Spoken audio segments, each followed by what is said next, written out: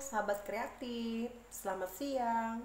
Ketemu lagi ya dengan saya Bu Eta dalam materi menulis teks editorial. Nah, apakah kalian pernah menulis teks editorial? Nah, apabila belum, mari ya bersama-sama kita mau belajar bagaimana cara menulis teks editorial.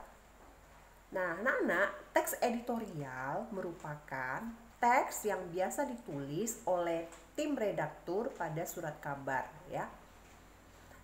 Menulis teks editorial perlu kita pelajari karena terdapat pada kompetensi dasar di kurikulum ya Bahasa Indonesia, yaitu kompetensi dasarnya yaitu menyusun kerangka teks editorial, kemudian kita mengembangkan kerangka teks editorial.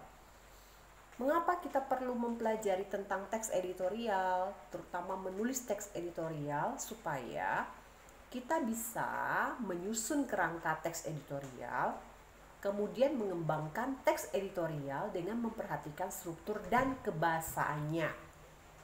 Nah, KKM kita 75 ya.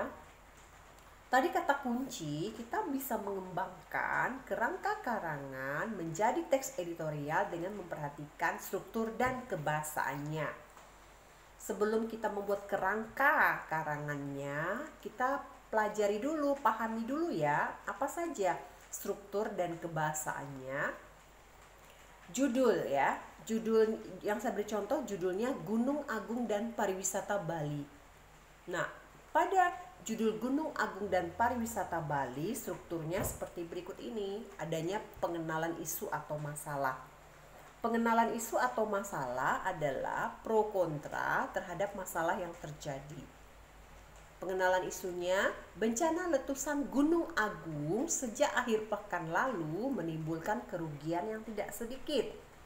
Selain kerugian yang dialami warga di sekitar gunung yang terletak di Kabupaten Karangasem yang terkena dampak langsung letusan, sektor pariwisata juga mendapat pukulan telak. Mengingat Bali merupakan destinasi utama pariwisata di tanah air. Pelaku industri pariwisata setempat memperkirakan kerugian mencapai 234 miliar per hari. Dengan memperhitungkan rata-rata pengeluaran wisatawan mancanegara atau wisman per hari yang melancong di Pulau Dewata tersebut. Kerugian itu sebagai dampak wisman yang membatalkan kunjungan maupun mereka yang akhirnya memutuskan mempersingkat kunjungan. Penutupan bandara Ngurah Rai selama beberapa hari semakin menekan kunjungan pelancong. Nah, terdapat pro kontra di situ. Apa? Bencana letusan Gunung Agung sejak akhir itu menimbulkan kerugian. Nah, itu adalah kontra kan? Timbul kerugian. Karena apa? Karena berbagai hal adanya adanya kerugian dari segi materi ya. Karena kunjungan wisatawan yang berkurang. Nah, argumen pendapatnya apa? Selama ini Bali menyerap 40% wisman yang berkunjung ke Indonesia.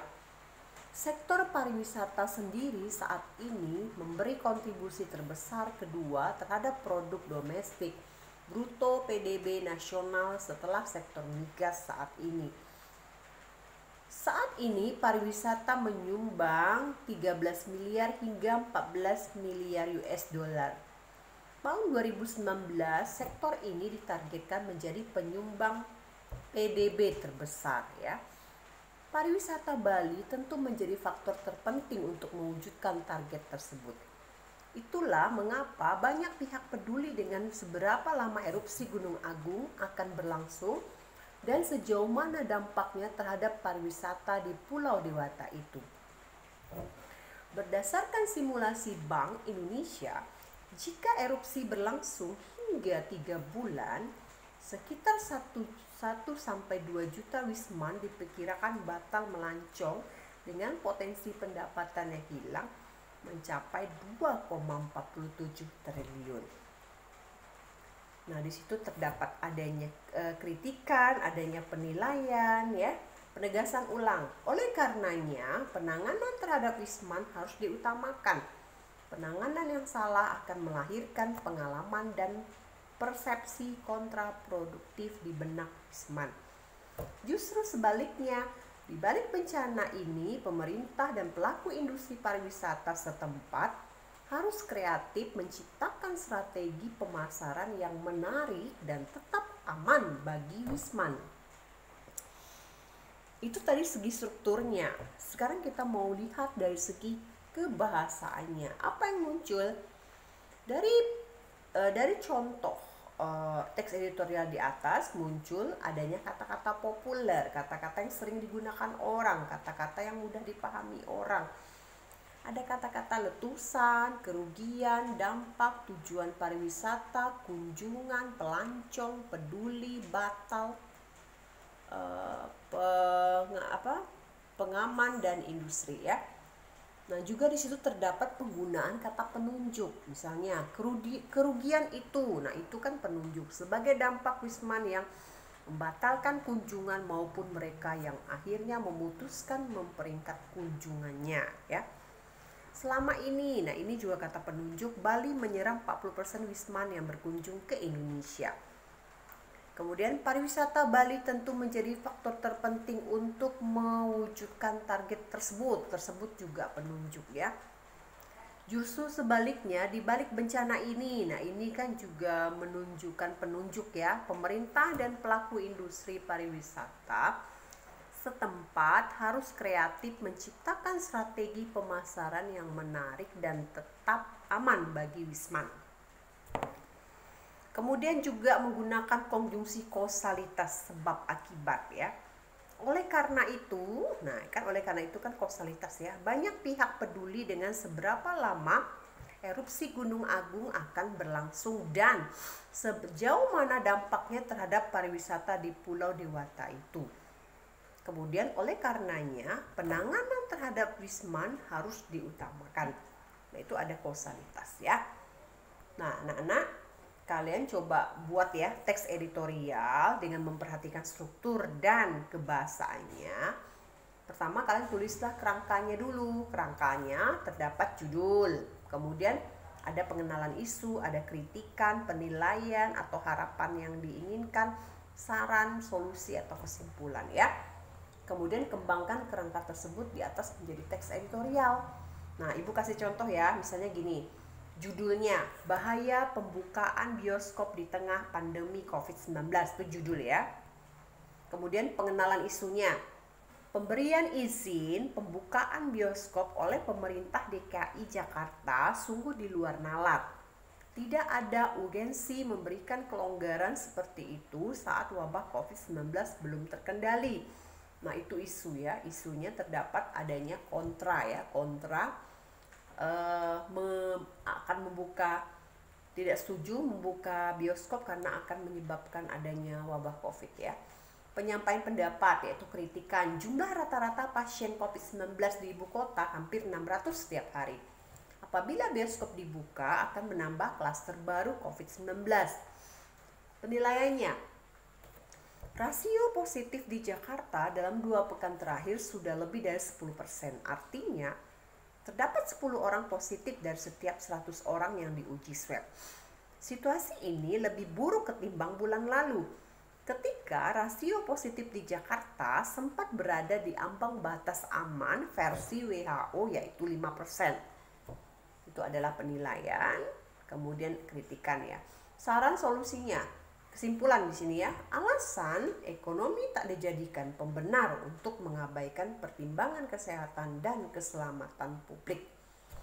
Jadi intinya jangan jadikan ekonomi sebagai alasan untuk mengabaikan pertimbangan kesehatan dan keselamatan publik, itu maksudnya ya.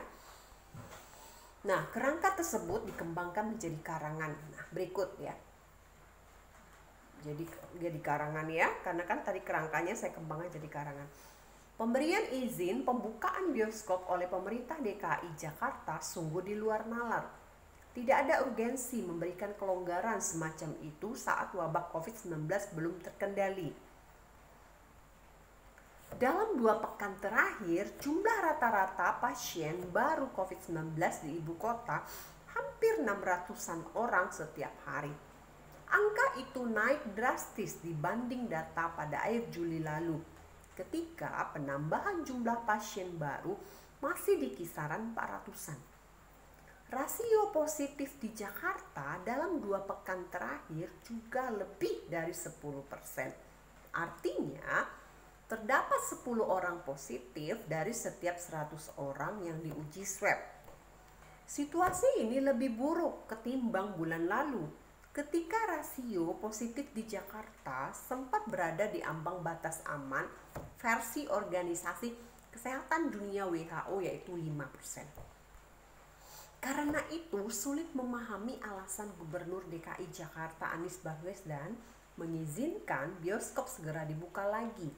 Memang sejak ditutup pada Maret lalu, ribuan karyawan sinema sudah dirumahkan. Terdapat 343 teater dengan 1.756 layar di Indonesia. Lebih dari 50%-nya berada di Jakarta dan sekitarnya.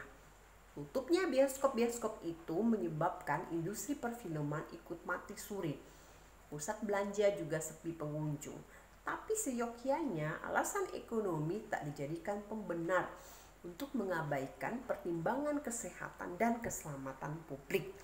Nah itu ya, jadi kerangka tadi dikembangkan menjadi karangan seperti contoh ini ya. Oke anak-anak, silahkan kalian kerjakan ya. Pertama kalian buat dulu kerangkanya, kemudian kembangkan kerangka tersebut menjadi karangan. Kumpulkan ya di Google Classroom.